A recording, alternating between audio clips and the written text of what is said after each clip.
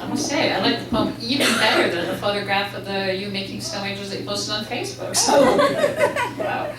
All right.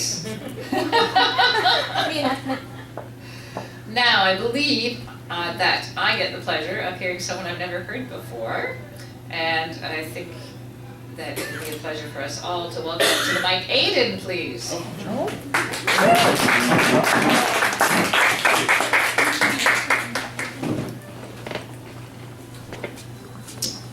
Thanks so much. Yeah, we just had a great open mic and features today. That was wonderful. Yeah, thank you guys. That was great. Okay, I'll just read a really short one here and then a bit of a longer one. I haven't really titled this one, although I've thought about it a few times, what to name it, but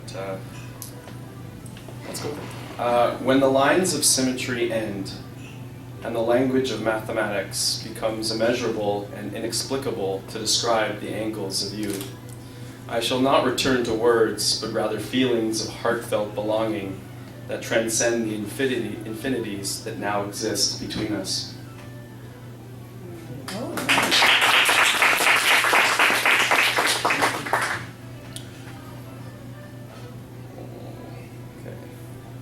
This poem wasn't born yesterday. This poem wasn't born today either. This poem isn't butterflies or rainbows. This poem won't run away with your heart in the middle of the night. This poem has no interesting plot twists. This poem doesn't want to climax. This poem won't solve the world's problems, but this poem hasn't hurt anyone either. This poem isn't trying to develop a pipeline or save a rainforest. This poem isn't searching for a riot or free handouts. This poem won't shine the sun up your ass, and this poem won't help you find God either.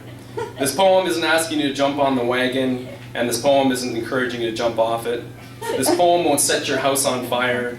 This poem won't shower you in the morning with kisses. This poem isn't badass or polite. This poem won't get you laid. This is not a polygamous poem. This poem is not strictly monogamous either. This poem doesn't want to sleep with you, but this poem isn't promising that it won't. This poem isn't lightning in a bottle. This poem isn't a labor of love. This poem is neither religious nor political. This poem doesn't have any hidden agendas or skeletons closeted. Stephen Harper doesn't approve of this poem. This poem is unpatriotic and unapologetic about it.